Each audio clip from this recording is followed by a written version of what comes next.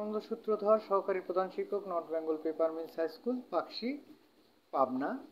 আমি আজকে এসেছি অষ্টম শ্রেণীর গণিত 3 অনুশীলনীর 25 থেকে 29 নং প্রশ্নের সমাধান নিয়ে। তো 25 নম্বর প্রশ্নে কি বলছে দেখা যাক। যে একটি ঘরের মেঝে 26 মিটার লম্বা, 20 মিটার চওড়া, 4 মিটার লম্বা ও 2.5 মিটার চওড়া কয়টি মাদুর দিয়ে মেঝেটি সম্পূর্ণ ঢাকা যাবে? প্রতিটি মাদুরের দাম 200 টাকা হলে মোট খরচ কত হবে? আমরা আসি 25 নম্বর অঙ্কের সমাধানে। দেখো 25 নম্বর প্রশ্নের সমাধান দেওয়া আছে। ঘরের মেঝের দৈর্ঘ্য 26 মিটার এবং চওড়া বা প্রস্থ 20 মিটার। তাহলে মেঝের ক্ষেত্রফল দৈর্ঘ্য গুণন প্রস্থ মানে 26 গুণন 20 বর্গ মিটার। 26কে 20 দিয়ে গুণ করলে 520 বর্গ মিটার আসে। এবার মাদুরের দৈর্ঘ্য দেওয়া আছে কত? আবার মাদুরের দৈর্ঘ্য দেওয়া আছে 4 মিটার। দেওয়া আছে মাদুরের দৈর্ঘ্য হচ্ছে 4 মিটার আর চওড়া বা প্রস্থ 2.5 মিটার। তাহলে মাদুরের ক্ষেত্রফল কত? 4 গুণন 2.5 বর্গ মিটার, 10 বর্গ মিটার। তাহলে ঘরটির মেঝে ঢাকতে মাদুর লাগবে। এই আমার ক্ষেত্রফল কত হয়েছে? 520। ক্ষেত্রফল আসছে কত? ক্ষেত্রফল আসছে 520। 520কে আমরা 10 দিয়ে ভাগ দেব, তাহলে কত আসে? 52টা। মাদুর লাগবে কয়টা? 52টা। তো একটা মাদুরের দাম কত? 200 টাকা। তাহলে 52টা মাদুরের দাম 200 গুণন 52, 10,400 টাকা। উত্তর মাদুরের সংখ্যা 52টি এবং মোট খরচ হবে 10,400 টাকা। এই গেল 25 নম্বর প্রশ্নের উত্তর। এবার আসি আমরা 26 নম্বর। 26 নম্বরে কি বলছে দেখো। একটি বইয়ের দৈর্ঘ্য 25 সেন্টিমিটার, প্রস্থ 18 সেন্টিমিটার। বইটির পৃষ্ঠা সংখ্যা 200 এবং প্রতি পাতা কাগজের পুরুত্ব 0.1 মিলিমিটার হলে বইটির আয়তন নির্ণয় করো। আসি দেখো 26 নম্বরে। দেখো 200 পৃষ্ঠা। 200 পৃষ্ঠা মানে 200 ভাগ 2, কারণ 2 পৃষ্ঠাতে 1 পাতা। 200 ভাগ 2 পাতা মানে 100 পাতা। দেওয়া আছে 1 পাতা কাগজের পুরুত্ব 0.1 মিলিমিটার। তাহলে 100 পাতা কাগজের পুরুত্ব 0.1 গুণন 100 মানে 10 মিলিমিটার। 10 মিলিমিটারে 10 ভাগ 10 সেন্টিমিটার, তার মানে 1 সেন্টিমিটার। তাহলে পুরুত্ব কত আসলো? 1 সেন্টিমিটার। এরপরে দেওয়া আছে বইয়ের দৈর্ঘ্য 25 সেন্টিমিটার এবং প্রস্থ 18 সেন্টিমিটার। বইয়ের আয়তন কি হবে? দৈর্ঘ্য গুণন প্রস্থ গুণন পুরুত্ব। তাহলে 25 গুণন 18, পুরুত্ব কত আছে? 1। তাহলে 25 গুণন 18 গুণন 1 ঘন সেন্টিমিটার।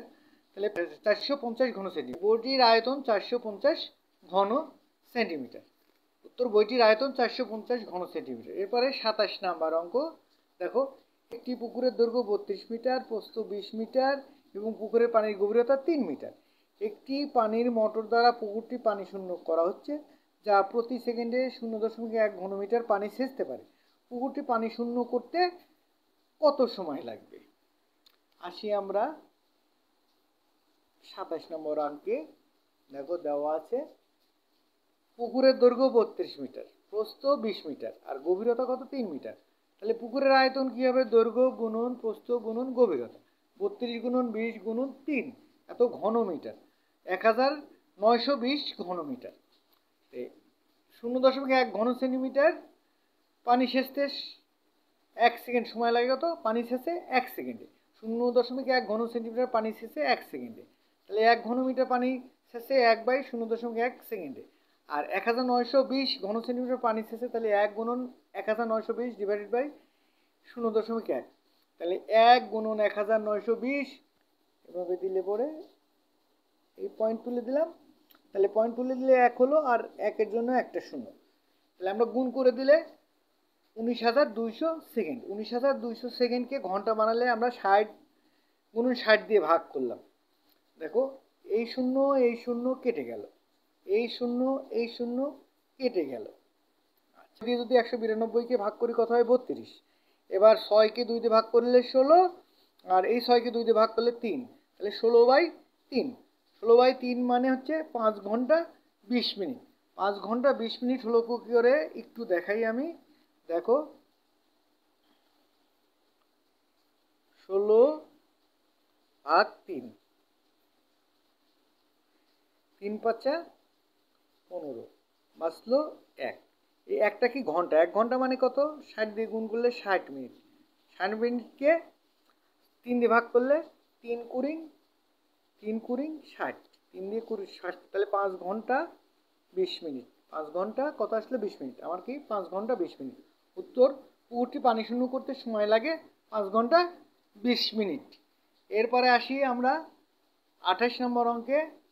28 নম্বর অঙ্কে কি বলছে যে 3 মিটার দৈর্ঘ্য, 2 মিটার প্রস্থ, 1 মিটার উচ্চতা বিশিষ্ট একটি খালি চৌবাচ্চায় 50 সেন্টিমিটার বাহু বিশিষ্ট একটি নিজের ধাতব ঘনক রাখা আছে। চৌবাচ্চাটি পানি দ্বারা পূর্ণ করার পর ঘনকটি তুলে আনা হলো, পানির গভীরতা কত হবে? আসি দেখো, এরপরে আসছি আমরা 28 নম্বর অঙ্কে। 28 নম্বর অঙ্কে দেখো দেওয়া আছে, 28 নম্বর অঙ্কে দেওয়া আছে চৌবাচ্চার দৈর্ঘ্য 3 মিটার, প্রস্থ 2 মিটার এবং উচ্চতা 1 মিটার। তাহলে চৌবাচ্চাটার আয়তন দৈর্ঘ্য গুণন প্রস্থ গুণন উচ্চতা 3 গুণন 2 গুণন 1, 3 গুণ 6 ঘন সেন্টিমিটার। এখন 50 সেন্টিমিটার বাহু বিশিষ্ট ঘনকের আয়তন কত? 50 কিউব ঘন সেন্টিমিটার। এই 50 সেন্টিমিটারকে আমরা যদি মিটারে করি, 50/100 মিটার এর উপর কিউব ঘন মিটার। তাহলে এই যে 50কে 100 দিয়ে ভাগ করলে 0.5 কিউব ঘন মিটার হয়, 0.5কে কিউব করলে 0.125 ঘন মিটার হয়। আচ্ছা, চৌবাচ্চা থেকে ঘনকটি উঠিয়ে নিলে পানির আয়তন হবে, আগে ছিল কত 6, 6-এর ভিতর 0.125 ঘনমিটার বিয়োগ করে দিলাম, বিয়োগ করলে হয় 5.875 ঘনমিটার। তাহলে ধরি অবশিষ্ট যে পানিটা আছে, হ্যাঁ, অবশিষ্ট পানির গভীরতা ক মিটার। তাহলে দৈর্ঘ্য মানে 3 গুণন প্রস্থ মানে 2, গভীরতা মানে ক, এটার সমান কত আসলে এই আমার হয়েছে কত 5.875, 5.875 এটার সমান। তাহলে ক সমান কত 5.875 বাই 3 গুণন 2, এটা ভাগ করলে আসে 0.97917 মিটার। তাহলে ক সমান 0.97917 গুণন 100, 100 সেন্টিমিটারে 1 মিটার, 100 সেন্টিমিটার দিয়ে গুণ দিলে 97.917 সেন্টিমিটার। তাহলে ক সমান 97.917 মানে 7-এর জন্য 1 যোগ হলো 97.92 সেন্টিমিটার প্রায়। উত্তর, পানির গভীরতা 97.92 সেন্টিমিটার প্রায়। এই গেল হচ্ছে 28 নাম্বার। এরপরে আসি 29 নাম্বারে। 29 নাম্বারে কি বলছে দেখো, এটি ঘরের প্রস্থ দৈর্ঘ্যের 2/3 অংশ। ঘরের দৈর্ঘ্য ও উচ্চতা যথাক্রমে 15 মিটার 4 মিটার। মেঝের চারিদিকে 1 মিটার ফাঁকা রেখে 50 সেন্টিমিটার বর্গাকার পাথর বসানো হলো। বায়ু পানির তুলনায় 0.00129 গুণ ভারী। ঘরের পরিসীমা নির্ণয় করো। ক নাম্বার, ঘরের পরিসীমা নির্ণয় করো। তাহলে ঘরের দৈর্ঘ্য কত 15 মিটার, প্রস্থ কত 15-এর 2/3, 3 দিয়ে 15 কাটলে 5, 5 দুগুণ 10, তাহলে প্রস্থ কত আসলে 10 মিটার। তাহলে ঘরের পরিসীমা কি হবে 2 ইন্টু দৈর্ঘ্য যোগ প্রস্থ, 2 ইন্টু 15 যোগ 10 মিটার, 15 আর 10-এ 25, 2 গুণন 25, 25 দুগুণ 50 মিটার। তাহলে উত্তর, ঘরের পরিসীমা 50 মিটার। ঘরের পরিসীমা কত 50 মিটার।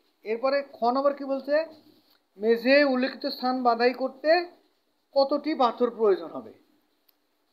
আচ্ছা, এবার আসি খ নম্বর আসি, ফাঁকা স্থান বাদে ঘরের দৈর্ঘ্য 15 বিয়োগ 2 গুণন 1, 15 বিয়োগ 2 13। আর ফাঁকা স্থান বাদে ঘরের প্রস্থ 10 বিয়োগ 2 গুণন 1, তাহলে 10 বিয়োগ 2 8 মিটার। আচ্ছা, তাহলে ফাঁকা স্থান বাদে মেঝের ক্ষেত্রফল 13 গুণন 8 কত হলো, গুণ করলে 104 বর্গ মিটার। এখন বর্গাকার পাথরের দৈর্ঘ্য কত 50 সেন্টিমিটার, 50 সেন্টিমিটার মধ্যে 50/100 মানে 0.5 মিটার। প্রতিটি বর্গাকার পাথরের ক্ষেত্রফল 0.5 হোল স্কোয়ার বর্গ মিটার, 0.25 বর্গ মিটার। এখন দেখি মেঝের উল্লেখিত স্থান বাধাই করতে মোট পাথর লাগবে। তাহলে আমার ক্ষেত্রফল কত হয়েছে 104, 104কে 0.25 দ্বারা ভাগ করি, কতটি হবে, ভাগ করলে কত হয় 416টি। উত্তর, 416টি পাথর লাগবে। এরপরে আসি গ নম্বরে।